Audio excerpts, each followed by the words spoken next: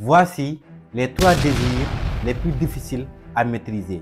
Et une fois que vous arrivez à bien les gérer, vous aurez développé assez de discipline dans tous les domaines de votre vie.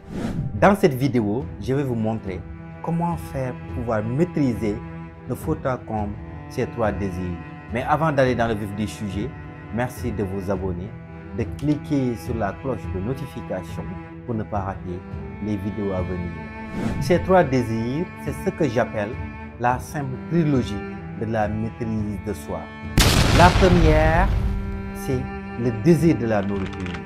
Vous savez, beaucoup de gens ignorent que c'est leurs émotions qui leur poussent à manger certains types d'aliments, bien qu'ils sont conscients que ces aliments nuisent à leur santé. Vous n'êtes pas sans savoir que votre santé dépend à 95%, si pas plus, de ce que vous mettez entre vos dents. Vos dents creusent votre tombe. Par conséquent, si vous faites preuve d'indiscipline alimentaire, vous mangez tout et n'importe quoi, vous faites que vous gavez, vous ne pouvez pas être en bonne santé. Et cela prouve que vous manquez d'intelligence émotionnelle. La mauvaise bouffe, le gourmandisme n'est qu'un transfert émotionnel. En fait, c'est pour fuir nos émotions négatives qui nous animent. Mais ce processus est souvent inconscient, raison pour laquelle beaucoup de gens n'en font pas attention. En réalité, l'émotion n'a besoin que d'être vécue entièrement pour que sa tension puisse être libérée.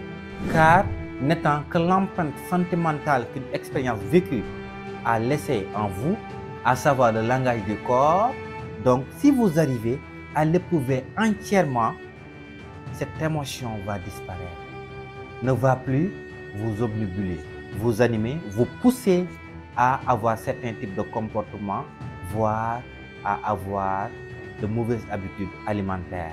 Par conséquent, si vous mangez consciemment certains types d'aliments qui vous portent préjudice, sachez que vous avez un problème pour gérer le désir de la nourriture.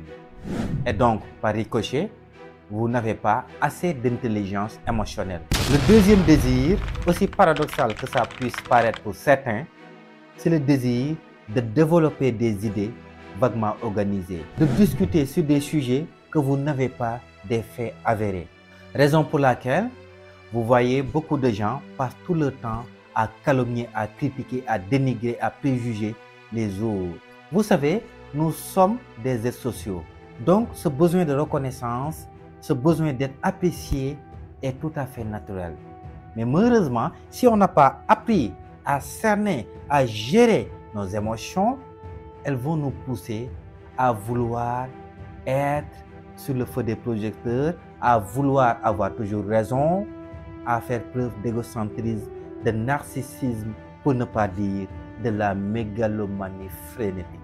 Mes chers, le besoin le plus important de la nature humaine est l'envie d'être apprécié. Et là, je cite William James, le père de la psychologie américaine. Savoir et se taire, c'est l'âme des sages. C'est pas pour rien. Socrate avait dit, tout ce que je sais, c'est que je ne sais rien. Malheureusement, l'effet Dunning-Kruger, comme on l'appelle en psychologie, a prouvé que moins on sait dans un domaine, plus on pense en savoir assez. Mais plus on sait dans un domaine, plus on est conscient de ne pas en savoir assez.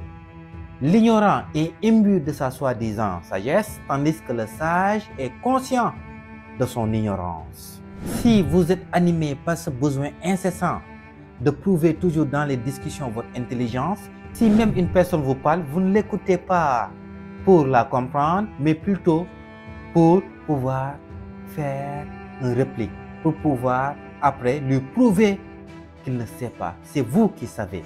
Ou bien c'est vous qui êtes plus intelligent.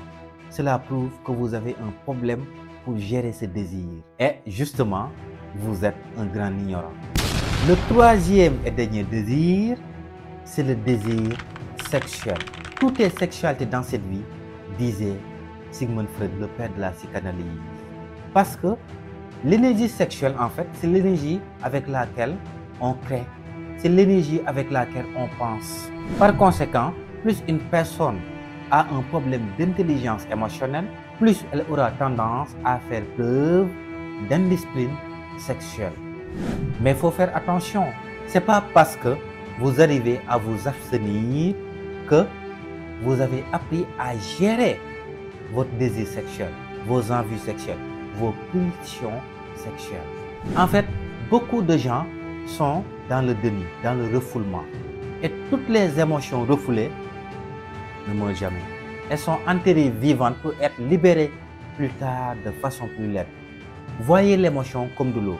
Si vous le barrez le passage, naturellement, elle cherchera d'autres issues pour s'exprimer de manière plus violente. Toutes ces émotions refoulées ne sont que des bombes à retardement. Croyez-moi, d'une manière ou d'une autre, elles vont exploser, souvent de la manière la plus imprévisible. Et cela, naturellement, pourra vous porter préjudice. Apprendre à gérer ses désirs sexuels, c'est pouvoir transmuter ces tensions, ces pulsions en des énergies spirituelles. Par exemple, avec les religions, on nous conseille de jeûner. C'est une forme de transmutation, mais il y en a beaucoup d'autres. Mais de toute évidence, ce n'est pas une chose aisée. Parce que le désir sexuel est le désir le plus difficile à maîtriser parmi ces trois. Qui plus est, notre éducation, l'approche que beaucoup font de la religion est basée sur un système de déni. Surtout s'il s'agit de la sexualité. Malheureusement, tout ce que tu nies te soumet, tout ce que tu acceptes te transforme. Tout ce à quoi tu résistes persiste en toi. Tout ce que tu observes en toi dans la compréhension finit par disparaître. Vivez entièrement vos émotions et croyez-moi, elles seront libérées. Elles vont perdre leur emprise sur vous.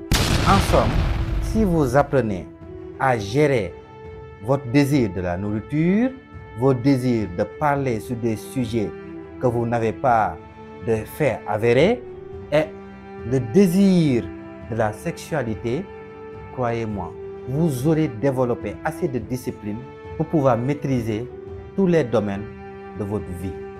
En termes simples, celui qui a appris à gérer son ventre, son bas-ventre et sa langue aura développé assez de discipline pour faire montre de maîtrise et de discipline dans toute sa vie.